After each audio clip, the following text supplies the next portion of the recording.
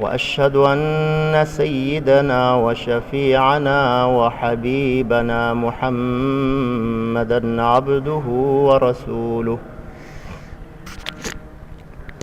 صلى الله عليه وعلى آله وأصحابه وسلم تسليمًا كثيرا. أما بعد فأعوذ بالله من الشيطان الرجيم. بسم الله الرحمن الرحيم.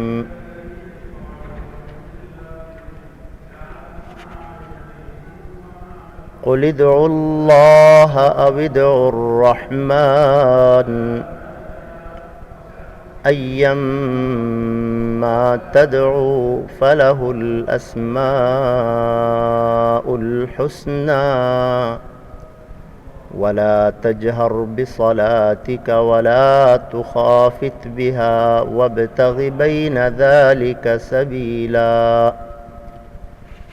وقال تعالى: وقال ربكم ادعوني أستجب لكم.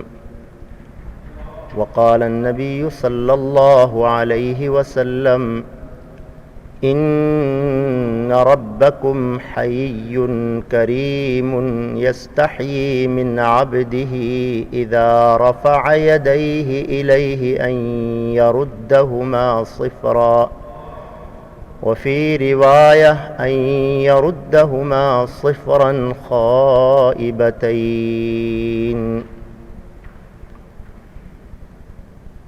صدق الله العظيم وبلغنا رسوله النبي الأمي الكريم.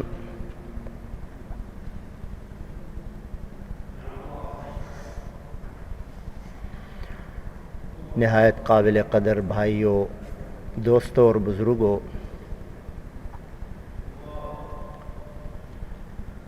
دعا کی فضیلت، اہمیت، منفعت، افادیت اور دعا کے راستے میں حائل ہونے والی رکاوٹیں، دعا کے آداب، یہ سارے پچھلے بیانات میں آپ کے سامنے آ چکے ہیں۔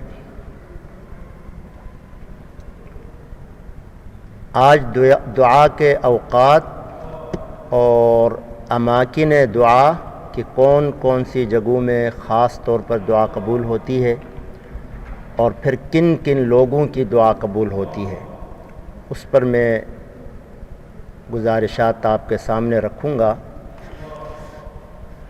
اور اللہ تعالیٰ کا نظام کچھ ایسا ہے کہ اللہ تعالیٰ نے بعض اوقات کو دوسرے بعض پر فضیلت دی ہے، بعض جگہوں کو دوسری جگہوں پر فضیلت دی ہے، اسی طرح بعض افراد کو بھی دوسرے افراد پر فضیلت دی ہے۔ تو سمجھداری کا تقاضا یہ ہے کہ جو فضیلت والا وقت ہے اگر اس کے اندر عمل کیا جائے تو وہ تیر بہدف جسے کہتے ہیں نا، جلدی سے وہ اپنا اثر کر جاتا ہے۔ ایک لیلۃ القدر ہوتی ہے، اگر اس ایک رات میں آپ عبادت کریں تو 1000 مہینوں سے زیادہ بہتر اور زیادہ اجر ملتا ہے، ایک ہی رات۔ اسی طرح حرم شریف کی مکہ مکرمہ کے اندر ایک نماز اگر آپ پڑھتے ہیں تو وہ 1,00,000 نمازوں کے برابر ہے تو ایک ہی نماز۔ تو یہ انسان کی سمجھداری ہے کہ کم وقت کے اندر زیادہ عمل کرے۔ تو اسی طرح دعا کے لیے بھی کچھ اوقات ایسے مقرر کیے گئے ہیں، سنت سے ثابت ہیں، احادیث سے ثابت ہیں کہ جن اوقات کے اندر دعا جلدی قبول ہوتی ہے اور پھر اس کا اثر جلدی ہوتا ہے۔ اسی طرح بعض جگہیں ہیں، اب ظاہر ہے جو حرم شریف کا مقام ہے وہ دنیا میں کسی جگہ کا نہیں ہے، جو مسجد کا مقام ہے دنیا کی کسی اور یعنی پلازے کا نہیں ہے، کسی اور تجارتی ایریا کا نہیں ہے، کسی چیز کا نہیں ہے۔ اسی طرح بعض افراد ہوتے ہیں کہ جن کی دعا اللہ تعالیٰ قبول فرماتے ہیں، اور یہ ساری احادیث کے ضمن میں احادیث کے خلاصے آپ کے سامنے میں عرض کر رہا ہوں۔ ایک انسان جو زندگی بھر اللہ کی بغاوت پر اڑا ہوا ہو اور عموماً ایسا شخص آخرت کی تیاری سے بھی غافل رہتا ہے، دنیا میں لگا رہتا ہے، اور اس کا کل سہارا اس کی وہ جائیداد ہوتی ہے جو وہ اپنے سرمایہ کے طور پر جمع کرتا ہے، اس کی اولاد ہوتی ہے۔ لیکن ایک مرحلہ آتا ہے کہ جن کو وہ اپنا سمجھتا ہے وہ بھی اس کو چھوڑ بیٹھتے ہیں۔ تو ایسے دکھی ہوئی انسانیت کی کیا کیفیت ہوتی ہے، اس انسان کے دل کی کیا کیفیت ہوتی ہے، اس کو ایک شاعر نے اپنے اشعار میں بیان کیا ہے۔ فرمایا تنگ دستی کے جو عالم میں گھبراتا ہوں، تنگ دستی کے جو عالم میں گھبراتا ہوں، پر در غیر پہ جاتے ہوئے شرماتا ہوں، ہاتھ پھیلانے میں محتاج کو غیرت کیسی، بس شرم اتنا کہ بندہ تیرا کہلاتا ہوں۔ بزبان حال وہ یہ کہہ رہا ہوتا ہے کہ جن کو میں نے اپنا بنایا، اپنا سمجھا، آج وہ بھی مجھے چھوڑ گئے۔ اے اللہ اب صرف تو ہی ہے، تیرے علاوہ کوئی در ہی نہیں ہے جہاں میں ہاتھ پھیلاؤں۔ شرم تو آتی ہے، زندگی بھر لڑائی لڑی، مخالفت کی، معاصی کی زندگی گزاری، لیکن اب جاؤں تو کہاں جاؤں، تیرے علاوہ کوئی در ہی تو نہیں ہے۔ ایسے موقع پر جب انسان درد دل کے ساتھ اللہ تعالیٰ سے مخاطب ہوتا ہے تو اللہ تعالیٰ اس کی دعا خاص طور پر سنتے ہیں۔ اسی لیے دعا کی قبولیت کا ایک وقت عند الشدائد والنوازل، جب انسان کے اوپر پریشانیاں آئی ہوں، مشکلات آئی ہوں، مصائب اور تنگیوں میں گھر جائے، تو اس وقت جو انسان کی کیفیت ہوتی ہے وہ قابل بیان نہیں ہوتی۔ تو اس وقت پھر اس کا دل اللہ کے ساتھ خاص طور پر رابطے میں ہوتا ہے، کیونکہ دنیا کے وسائل سے وہ تنگ آ چکا ہوتا ہے، سب وسائل اس کو چھوڑ چکے ہوتے ہیں۔ آپ صلی اللہ علیہ وسلم جب طائف سے تشریف لائے، وہ کیفیت آپ جانتے ہیں، پورا جسم لہو لہان ہے، ظالموں نے پتھر مارے، ایک درخت کے سائے میں دیوار کے ساتھ ٹیک لگا کے بیٹھے اور پھر اللہ کے ساتھ ہم کلام ہوئے۔ اللہم اشکو الیک ضعف قوتی وقلت حیلتی وہوانی علی الناس، اپنی اس حالت زار کی شکایت کی اللہ کے سامنے درد دل کے ساتھ۔ اور اسی طرح بدر کے موقع پر آپ جانتے ہیں کہ ایک طرف دشمن ہے، 1000 کا لشکر ہے، وہ بھی مسلح، اس زمانے کے لحاظ سے جو بھی اسلحہ تھا ان کے پاس وہ موجود تھا، اور ایک طرف نہتے 313 آپ صلی اللہ علیہ وسلم کے جانثار ہیں، جن کے پاس نہ مناسب کپڑا ہے نہ مناسب اسلحہ ہے۔ وہ تو ابو سفیان کا قافلہ پکڑنے کے لیے نکلے تھے، لڑائی کے لیے تو نہیں نکلے تھے، لیکن حالات ایسے ہوئے، ایسے بن گئے کہ لڑائی کرنی پڑی۔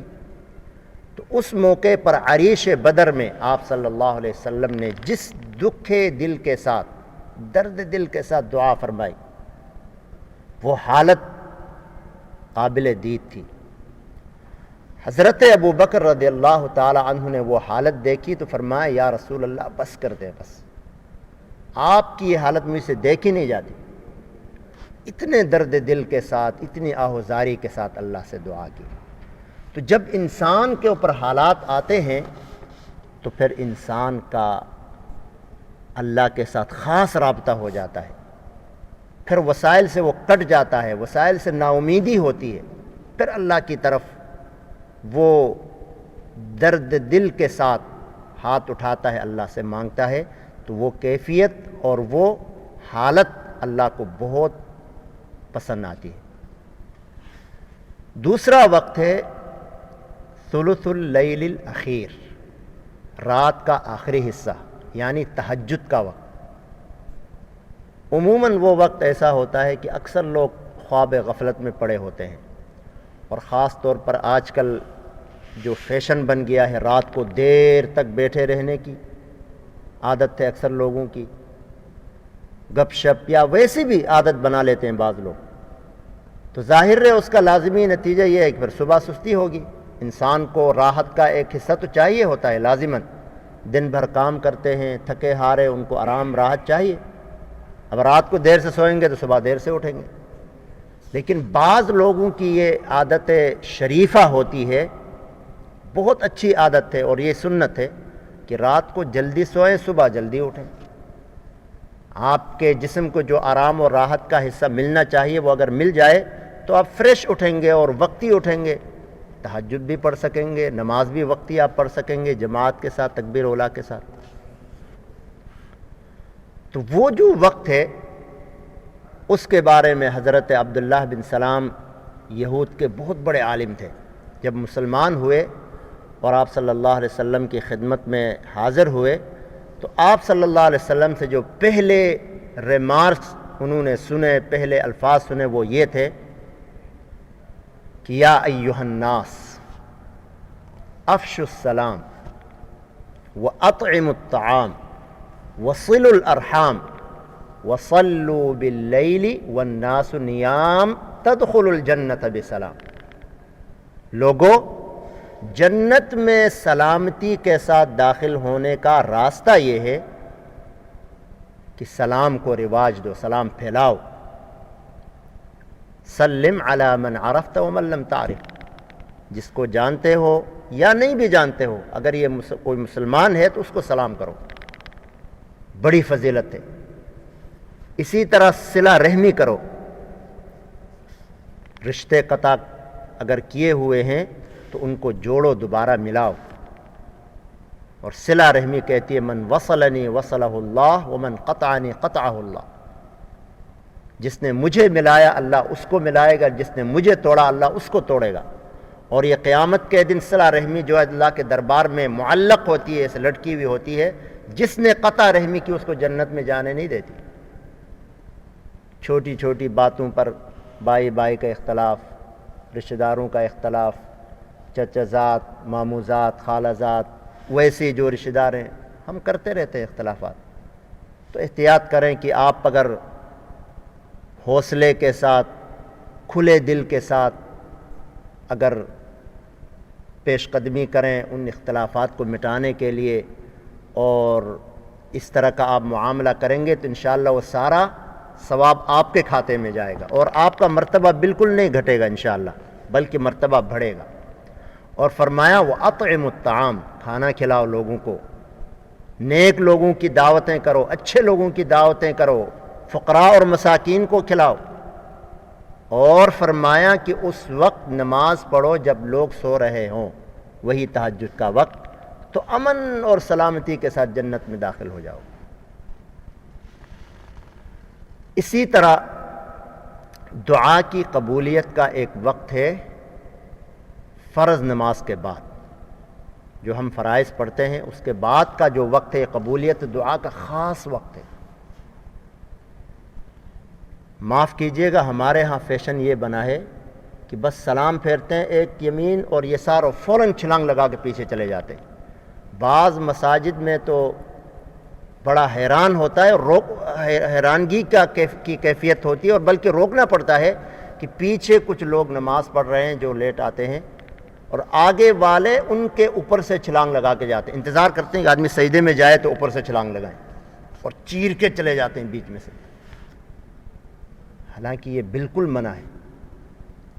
بہتر تو یہ کہ انسان اپنی اذکار مکمل کرے۔ آپ کو میں نے پہلے بھی بتایا تھا کہ آپ صلی اللہ علیہ وسلم نے اذکار سکھائے ہیں فرض نماز کے بعد، استغفر اللہ استغفر اللہ استغفر اللہ، اللہم انت السلام ومنک السلام تبارک یا ذا الجلال والاکرام، اللہم اعنی علی ذکرک وشکرک وحسن عبادتک، اللہم لا مانع لما اعطیت ولا معطی لما منعت ولا ينفع ذا الجد منک الجد۔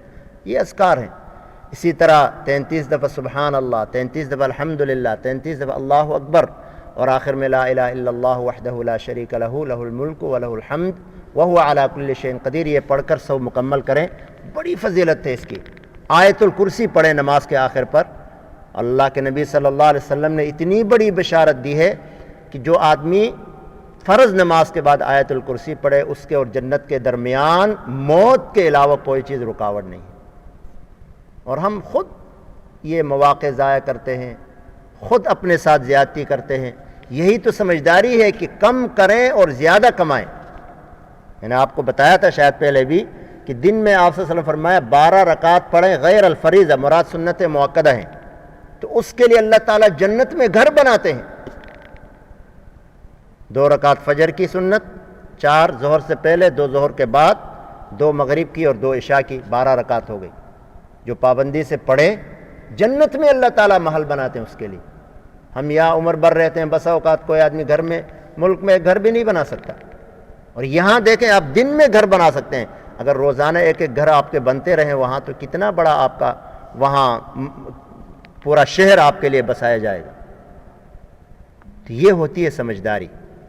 فرض نماز کے بعد دعا کریں، قبول ہوتی ہے، اور یہ میرے الفاظ نہیں ہیں، اللہ کے نبی صلی اللہ علیہ وسلم نے بشارتیں دی ہیں یہ۔ اسی طرح اذان کے وقت ایک تو اذان کا جواب دینا ہے اور دعا بھی کر سکتے ہیں، اور اسی طرح بین الاذان والاقامہ، اذان اور اقامت کے درمیان جو وقت ہوتا ہے یہ بھی قبولیت دعا کا خاص وقت ہے۔ ہمارے ہاں شیطان نے ہمیں یہ پٹی پڑھائی ہوتی ہے کہ جی ابھی اگر اذان ہو رہی ہے تو کہتے ہیں یار ابھی تو بڑا ٹائم ہے، اب اتنے جلدی جا کے کیا کرنا ہے، آدھا گھنٹہ باقی ہے ابھی، فجر میں، عصر میں 25 منٹ ہوتے ہیں، عشاء میں 20 منٹ ہوتے ہیں، تو ہم اپنا پروگرام مکمل کر کے آنے کی کوشش کرتے ہیں، اور پھر بسا اوقات شیطان مزید یہ دل میں ڈالتا ہے یار وہ امام صاحب لمبی قرات کرتے ہیں، چلو ہم اقامت ہو جائے تو پھر چلتے ہیں، پہلی رکعت میں پہنچ جائیں گے۔ پھر دل میں یہ ڈالتا ہے چلو یار آخری رکعت میں بھی پہنچ گئے تو فضیلت تو مل ہی جائے گی۔ یہ کرتے کرتے جماعت سے ہی چھڑا دیتا ہے، اور کہتے ہیں یار جائیں گے مسجد میں، کوئی نہ کوئی تو ملے گا، دوسری جماعت کر لیں گے۔ حالانکہ جماعت اولیٰ کی تاکید ہے۔ حضرت امام ابو حنیفہ رحمۃ اللہ علیہ کے نزدیک جس محلے میں امام راتب ہو، نظام اوقات ہوں، مثلا فجر کی نماز اتنے بج کر اتنے منٹ پر، ظہر کی اتنے بج کر اتنے منٹ پر، ایک نظام ہو، امام مقرر ہو، وہاں ترتیب سے نمازیں ہو رہی ہوں، تو اس میں دوسری جماعت نہیں ہو سکتی، ورنہ پہلی جماعت کا اہتمام ختم ہو جائے گا، ہر آدمی کام مکمل کر کے آ کے اپنی ایک جماعت کر دے گا۔ اور یہاں تو آپ جاتے ہیں قسم قسم کے مناظر، ہم بسا اوقات نماز پڑھ کے سنت پڑھ رہے ہوتے ہیں، پیچھے ہاتھ مار کے وہ شروع ہو جاتے ہیں ہمارے پیچھے۔ اب ایک آدمی ایک نماز 2 دفعہ تو نہیں پڑھا سکتا ہے۔ بھی ہماری مسجد کی بات ہے، کچھ عمان سے لوگ آئے تھے، ابھی مغرب ہم نے پڑھا، وہ ادھر عشاء کی جماعت کر رہے ہیں فوراً، اب بہت سارے لوگ جو بعد میں آئے ان کے پیچھے شروع ہو گئے، وہ عشاء پڑھ رہے ہیں، وہ ان کے پیچھے مغرب پڑھ رہے ہیں، کوئی ادا کر رہا ہے اس کے پیچھے کوئی قضا پڑھ رہا ہے، کوئی قضا والے کے پیچھے ادا کر رہا ہے۔ بسا اوقات ایسا ہوتا ہے کوئی آدمی جماعت میں بعد میں شریک ہوا، اب وہ نماز مکمل کر رہا ہے، اس کے پیچھے جماعت شروع ہو گئی، پوری لائن لگ جاتی ہے، اب اس میں جو آخری آدمی رہ گیا اس کے پیچھے پھر اگلی جماعت لگ جاتی ہے، جماعت در جماعت، جماعت در جماعت۔ یہ ساری باتیں پہلی جماعت کا اہتمام نہ کرنے کی وجہ سے، اب اللہ قبول کرے، اللہ جانتا ہے، لیکن یہ کہ انسان کو وہ راستہ اپنانا چاہیے جس میں کوئی اختلاف نہ ہو۔ تو اس لیے کوشش کریں کہ جب اذان ہو تو بس اپنے کاموں کو ایک طرف کریں اور مسجد کی طرف چل پڑیں، اس لیے کہ اللہ کے نبی صلی اللہ علیہ وسلم نے فرمایا کہ جو آدمی جماعت کے انتظار میں بیٹھا ہوا ہے تو اس کو جماعت ہی کا ثواب مل رہا ہے۔ فضیلت کی بات ہے نا۔ آپ ظاہر ہے جو آدمی مسجد میں آئے گا، جماعت نماز پڑھے گا، سنت پڑھے گا، نفل پڑھے گا، ذکر کرے گا، اگر ویسے بھی بیٹھا ہوا ہے تو اس کو جیسے جماعت کی نماز کا ثواب مل رہا ہے، اس کو بیٹھے بیٹھے اتنا ثواب مل رہا ہے۔ اور حضرت عائشہ رضی اللہ عنہ فرماتی ہیں کہ آپ صلی اللہ علیہ وسلم ہمارے درمیان بیٹھے ہوتے، اور جو ہی اذان ہوتی تو آپ ایسے اٹھ کر چلے جاتے ہیں ہمارے درمیان میں سے کہ گویا ہمیں جانتے ہی نہیں ہیں۔ یہ ہے جماعت کا اہتمام۔ تو جو اس طرح اہتمام کرے گا انشاءاللہ اس کو جماعت سے پہلے وہ آرام سے مسجد میں آئے گا، کچھ رکعتیں نفل پڑھے گا، تحیۃ المسجد پڑھے گا، سنتیں پڑھے گا، اور تکبیر اولیٰ کے ساتھ اس کو جماعت ملے گی۔ اور آپ کو بتاؤں کہ تکبیر اولیٰ کے ساتھ جماعت پڑھنے کی کتنی بڑی فضیلت ہے۔ سرور کائنات خاتم الانبیاء محمد مصطفیٰ صلی اللہ علیہ وسلم نے فرمایا کہ جو آدمی 40 دن تک جماعت تکبیر اولیٰ کے ساتھ پڑھے اس کو 2 پروانے ملتے ہیں، براءۃ من النفاق اور براءۃ من النار۔ ایک پروانت یہ ملتا ہے کہ بھائی یہ نفاق سے بری ہے، اور اللہ معاف کرے نفاق کی جو علامتیں آپ صلی اللہ علیہ وسلم نے حدیث میں بتائی ہیں، صحیح بخاری کی حدیث ہے کہ آیت المنافق ثلاث، منافق کی 3 بڑی بڑی نشانیاں، اور ایک روایت میں 4 نشانیاں بتائی۔ اذا حدث کذب، بات کرے تو جھوٹ بولے، اذا وعد اخلف، وعدہ کرے وعدہ خلافی کرے، وَإِذَا اؤْتُمِنَ خان، جب امانت رکھی جائے تو خیانت کرے، اور دوسری روایت کے مطابق اذا خاصم فجر، جب لڑائی جھگڑے کی نوبت آئے تو جو منہ میں آئے بکے، پھر وہ یہ نہیں دیکھتا ہے کہ میں غلط کہہ رہا ہوں صحیح، کہ جو منہ میں آئے بکے۔ یہ منافقت کی بڑی بڑی علامتیں ہیں، اور آج ہم میں سے ہر کوئی اپنے گریبان میں جھانکے کہ کہیں یہ علامتیں خدا نہ خواستہ ہمارے اندر تو نہیں ہیں۔ جھوٹ تو نہیں بولتے ہم، اسی طرح دھوکہ دہی تو نہیں کرتے، وعدہ خلافی تو نہیں کرتے، امانت میں خیانت تو نہیں کرتے۔ اور فرمایا کہ اگر جس کے اندر ان میں سے کوئی ایک علامت بھی ہے تو گویا اس کے اندر منافقت کی ایک علامت ہے، اگرچہ وہ وَإِن صَامَ وَصَلَّى وَزَعَمَ أَنَّهُ مسلم، اگرچہ وہ نمازیں بھی پڑھتا رہے، روزے بھی رکھتا رہے، اور اپنے آپ کو بڑا مسلمان سمجھتا رہے، جب تک یہ علامتیں ہیں تو سمجھے منافقت کی علامت اس کے اندر موجود ہے۔ جو آدمی 40 دن تکبیر اولیٰ کے ساتھ نماز پڑھے، اللہ کے نبی نے بشارت دی ہے کہ وہ آدمی منافق نہیں ہے، اور دوسرا پروانہ جہنم سے بری ہونے کا اس کو مل جاتا ہے کہ وہ جہنم میں نہیں جائے۔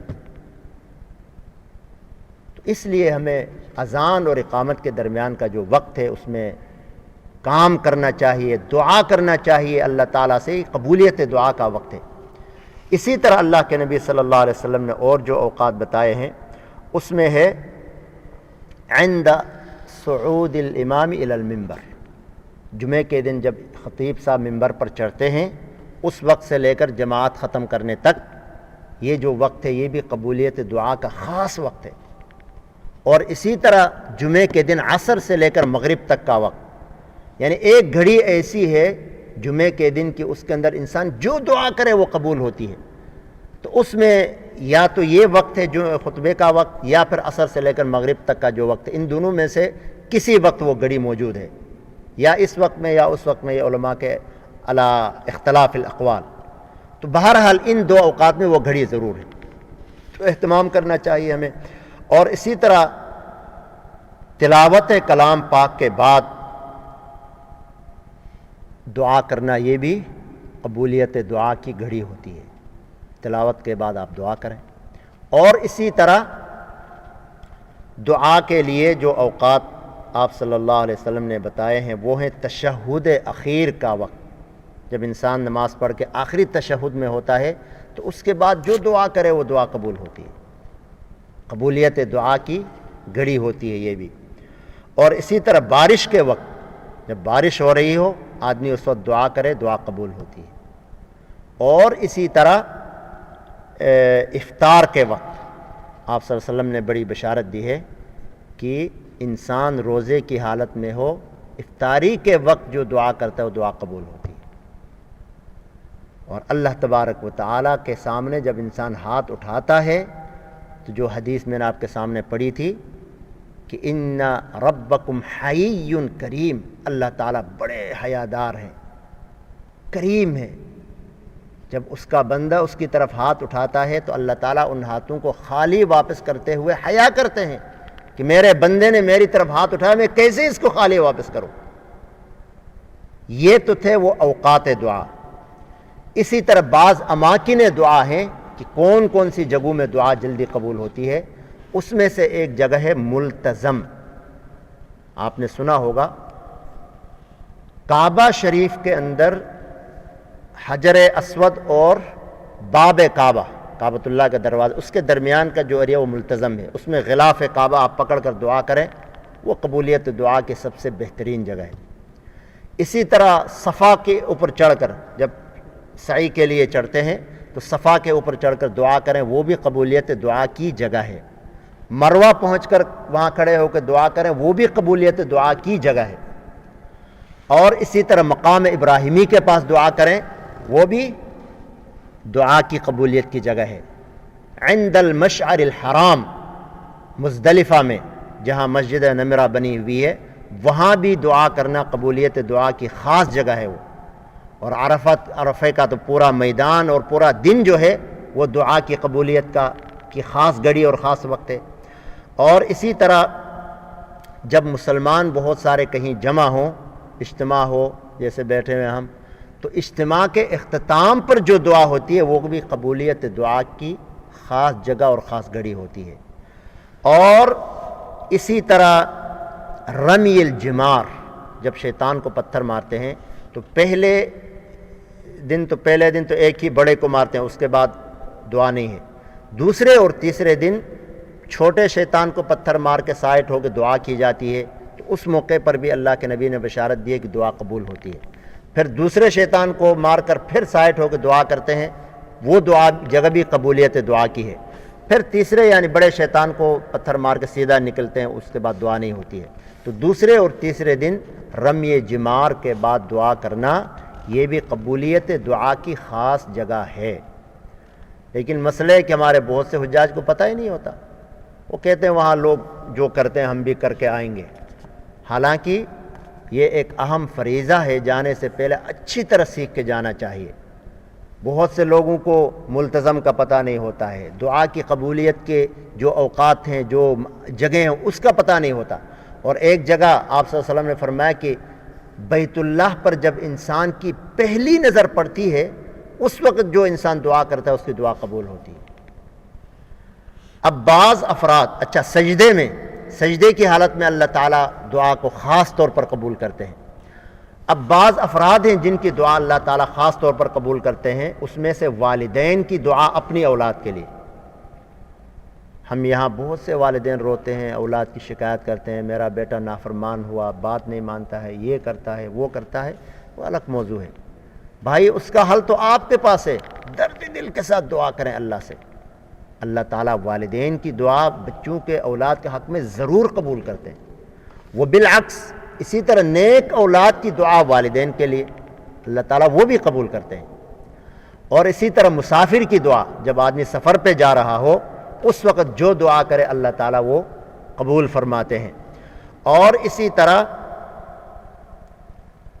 اپنے کسی بھائی کے لیے دعا کرنا، دعوت اخ غائب لغائب، اپنے کسی غیر حاضر بھائی کے لیے دعا کرنا، تو وہ دعا بھی قبول ہوتی ہے۔ آپ کسی کے لیے دعا کریں، یا اللہ فلاں کو عزت دے، فلاں کو یہ دے، صحت دے، جو بھی آپ اس کے لیے دعا کر رہے ہیں، تو وہ دعا آپ کی دعا اس کے حق میں ضرور قبول ہوتی ہے، لیکن آپ اس کے لیے کر رہے ہیں، فرشتے آپ کے لیے کر رہے ہیں۔ اس لیے آپ کھلے دل کے ساتھ اپنے بھائی کے لیے، اپنے رشتہ داروں کے لیے، اپنے چاہنے والوں کے لیے، دوستوں کے لیے دعا کریں دل کھول کے۔ آپ اس کے لیے کر رہے ہیں، فرشتے آپ کے لیے کر رہے ہیں۔ وَلَكَ مِثْلُ ذَلِكَ وَلَكَ مِثْلُ ذَلِكَ وَلَكَ مِثْلُ ذَلِكَ، فرشتے آپ کے لیے کر رہے ہیں۔ تو سمجھداری یہ ہے کہ ہماری دعا تو انشاءاللہ دوسرے کے لیے قبول ہوتی ہے، اللہ کے نبی نے بشارت دی ہے، لیکن جب فرشتے ہمارے لیے کریں گے تو ان کی قبولیت میں کوئی شک ہی نہیں ہے۔ تو اس طرح اوقات، وہ اماکن جن جگہوں میں دعا قبول ہوتی ہے اور جن لوگوں کی دعا قبول ہوتی ہے، اس کو اگر ہم مد نظر رکھ کر دعا کریں گے تو انشاءاللہ اس میں ہمارا بھی فائدہ ہے۔ اور یوں سمجھیں کہ کم وقت میں زیادہ چیز حاصل ہونے والی بات ہے، اس لیے ہمیں کوشش کرنا چاہیے کہ تہجد کا وقت بڑا اہم ہے، فرائض کے بعد دعا کرنا بڑا اہم ہے، اذان اور اقامت کے درمیان دعا کرنا بڑا اہم وقت ہے، اور اسی طرح والدین سے دعا کرانا بڑی اہم یعنی شخصیات ہیں۔ تو اس طرح اگر ہم ان چیزوں کو مد نظر رکھ کر اور اس سے پہلے جتنے بیانات ہوئے ہیں اس کو سامنے رکھ کر، خاص طور پر آداب دعا اور دعا مانگنے کے الفاظ، پہلے آپ اللہ تعالیٰ کی تعریف، پھر آپ صلی اللہ علیہ وسلم کی کے اوپر درود، اس کے بعد قرآنی دعائیں، ماثور دعائیں، اس کے بعد آخر میں پھر درود شریف، اور پھر ہاتھ اٹھانے کی ترتیب، اور پھر تضرع کے ساتھ اس کیفیت سے اگر ہم دعا کریں گے تو انشاءاللہ ہماری دعا ضرور قبول ہوگی۔ اور دعا کے میں جو بھی ہم اللہ سے مانگ رہے ہیں، یقیناً انسان اپنی آخرت کے لیے مانگتا ہے، اپنی دنیا بہتر کرنے کے لیے مانگتا ہے، اور یہ اللہ تعالیٰ نے سکھایا، اس میں کوئی برائی نہیں ہے۔ ربنا آتنا فی الدنیا حسنہ، اے اللہ ہماری دنیا بھی اچھی فرما، عزت کی زندگی دے، حیات طیبہ نصیب فرما، وفی الآخرت حسنہ، آخرت بھی ہماری اچھی بنا دے۔ تو دونوں کی خیر اور اچھائی اور امن اور سلامتی مانگیں، اپنے لیے، اپنے بھائیوں کے لیے، اپنے اعزاء اقارب کے لیے، تمام مسلمانوں کے لیے، اور خاص طور پر جو دنیا سے چلے گئے وہ ہماری دعاؤں کے محتاج ہیں، ان سب کے لیے کھلے دل کے ساتھ ہم انشاءاللہ دعا مانگیں تو اللہ تبارک و تعالی ہمیں بھی دیں گے، ان کو بھی دیں گے، اور ہم جو دنیا سے جو ہمارے چلے جاتے ہیں ان کو یہی تحفہ بھیج سکتے ہیں، دعا کر سکتے ہیں ان کے لیے، اللہ ان کے اوپر سے مشکلات کو دور فرمائے، ان کے ساتھ اپنی رحمت کا معاملہ فرمائے، یہ ہمارا ان کے لیے بہترین تحفہ ہے، اور ہم کیا دے سکتے ہیں۔ تو اس طرح اگر ہم انشاءاللہ اپنی زندگی کو کام میں لائیں گے تو انشاءاللہ جو ہمارے مشکلات ہیں وہ بھی حل ہوں گی، اور اللہ کے ساتھ ایک خاص رابطہ رہے گا، اور اللہ تبارک و تعالیٰ ایسے بندے سے محبت کرتے ہیں، اور ایسے بندے سے اللہ تعالیٰ مانوس ہوتے ہیں۔ اور پھر جب بھی وہ انسان ہاتھ اٹھاتا ہے، دعا کرتا ہے، تو آواز آتی ہے کہ بھائی، کہا جاتا ہے کہ یہ جو آواز ہے یہ مانوس آواز ہے، اس لیے اس کا کام ہونا چاہیے۔ تو بہرحال یہ ساری تقریباً 5-6 بیانات ہوئے ہیں دعا کے حوالے سے، جو آپ حضرات جنہوں نے پابندی سے سنے ہیں، اگر اللہ کرے دوبارہ اگر آپ سننا چاہیں تو ہمارے بھائی نے اس کو جو یوٹیوب میں ڈالنے کا بندوبست کیا، اللہ ان کو جزائے خیر دے۔ ایک دفعہ سنی ہوئی بات دوبارہ سنیں گے تو وہ پھر دل میں منقش ہو جاتی ہے۔ ظاہر ہے اللہ آپ کو جزائے خیر دے، جس توجہ سے آپ سن رہے ہیں اور جس جگہ میں بیٹھ کر سن رہے ہیں، تو ظاہر ہے یہ بہت فضیلت والی جگہ ہے، فضیلت والی کیفیت ہے۔ تو دوبارہ ایک دفعہ آپ سنیں گے، سارا آپ کو انشاءاللہ یاد ہو جائے گا۔ تو کوشش کریں کہ آپ خود بھی سنیں اور یہ باتیں آگے ٹرانسفر کریں، اوروں کو بتائیں۔ یہ ہمارا یعنی اجتماعی کام ہے، دعوت کا کام کسی میرا ایک کا یا آپ کے کسی ایک آدمی کا نہیں ہے، بلکہ اجتماعی کام ہے۔ تو اس میں ہم سب جتنا کوشش کریں، حصہ ڈالیں، جتنی ہم سے خیر کی بات پہنچے، خیر کا کام ہم کر سکیں، یہی ہمارے لیے سرمایہ ہے۔ اور آپ صلی اللہ علیہ وسلم نے فرمایا کہ الدال علی الخیر کفاعلہ، نیکی کی طرف بلانے والے کو بھی اتنا اجر ملتا ہے جتنا نیکی کرنے والے کو ملتا ہے۔ آپ نے کسی کو نیکی کے راستے پر لگایا، نماز میں لگایا، اب اللہ نے اس کو مزید توفیق عطا فرمائی، اس نے بہت سی نیکیاں کی، تو اس سب میں آپ کا برابر کا حصہ ہے، کیونکہ آپ سبب بنے۔ اسی لیے قیامت کے دن ایک آدمی آئے گا، اس کے نام اعمال میں بہت سے حج، بہت سی نیکیاں، بہت سے صدقے خیرات، وہ کہے گا یا اللہ میں تو غریب آدمی، میں نے کہاں حج کیے تو اتنے صدقے خیرات کیے؟ تو اللہ کہیں گے نہیں، یہ نام اعمال تیرا ہی ہے، تو نے خود تو نہیں کیے تھے، لیکن تو فلاں کے لیے سبب بنا تھا، دوسرے آدمی نے کیے یہ سارے کام، تو من غیر ان ينقص من اجرہ شیء، اس کو تو ملے گا جس نے کیا ہے، آپ کو بھی برابر کا ملے گا۔ اللہ تعالی ہمیں کہنے اور سننے زیادہ عمل کی توفیق عطا فرمائے۔ اللہم لک الحمد کما ينبغی لجلال وجہک وعظیم سلطانک، اللہم صل علی سیدنا محمد وعلی آل سیدنا محمد وبارک وسلم وصل علیہ۔ اللہم احسن عاقبتنا فی الامور کلها واجرنا من خزی الدنیا وعذاب الآخرہ، اللہم اکفنا بحلالک عن حرامک وأغننا بفضلك عمن سواك، ربنا لا تزغ قلوبنا بعد إذ هديتنا وهب لنا من لدنك رحمة إنك أنت الوهاب۔ الہ العالمین، ہم نے جو کچھ کہا سنا اس پر عمل کرنے کی توفیق عطا فرما۔ الہ العالمین، ہمیں صحیح طریقے اور سلیقے کے ساتھ، توجہ کے ساتھ، پورے خشوع کے ساتھ، حضور قلبی کے ساتھ ہمیں دعائیں مانگنے کی توفیق عطا فرما۔ الہ العالمین، دعا مانگنے کے آداب اور جو کیفیت، جو اوقات احادیث میں آئے ہیں، الہ العالمین ہمیں ان کی رعایت رکھتے ہوئے اسی طرح دعائیں مانگنے کی توفیق عطا فرما۔ اور الہ العالمین تو ہماری تمام دعاؤں کو قبول فرما۔ الہ العالمین تمام مسلمانوں کی انفرادی اور اجتماعی طور پر حفاظت فرما۔ الہ العالمین ہم میں سے جتنے حضرات یہاں موجود ہیں، ان کے الہ العالمین جن جن کے دلوں میں جتنی بھی نیک خواہشات ہیں، جذبات ہیں، تمنائیں ہیں، امیدیں ہیں، اپنے غیب کے خزانوں سے ان سب کو پورا فرما۔ الہ العالمین ہر مصیبت، ہر پریشانی، ہر تکلیف، ہر نقصان سے ہماری حفاظت فرما، ہر خیر، ہر اچھائی، ہر بہتری ہمارے مقدر فرما۔ الہ العالمین ہمارے بچوں کو نیک صالح، فرمان بردار، اطاعت شعار، خدمت گزار، آنکھوں کی ٹھنڈک بنا اور مرنے کے بعد ہمارے لیے صدقہ جاریہ بنا۔ الہ العالمین ہمیں کہنے اور سننے زیادہ عمل کی توفیق عطا فرما۔ پروردگار جتنے لوگ تیرے دین کے سربلندی کے لیے دشمنوں کے ساتھ لڑ رہے ہیں، اپنے جان مال عزت آبرو کے تحفظ کے لیے دشمنوں کے ساتھ لڑ رہے ہیں، ان سب کو الہ العالمین غلبہ نصیب فرما، ان کو کامیاب فرما، دشمنوں کو مغلوب فرما، اور جو جس درجے تیرے دین کی خدمت کر رہا ہے پروردگار ان سب کی کے اعمال میں برکت نصیب فرما اور ان کی خدمات کو قبول فرما۔ ربنا تقبل منا انك انت السميع العليم وتب علينا انك انت التواب الرحيم، وصلى الله تعالى على خير خلقه محمد وآله وصحبه اجمعين برحمتك يا رب۔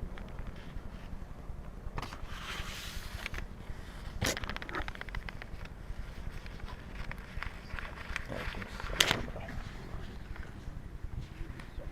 الله۔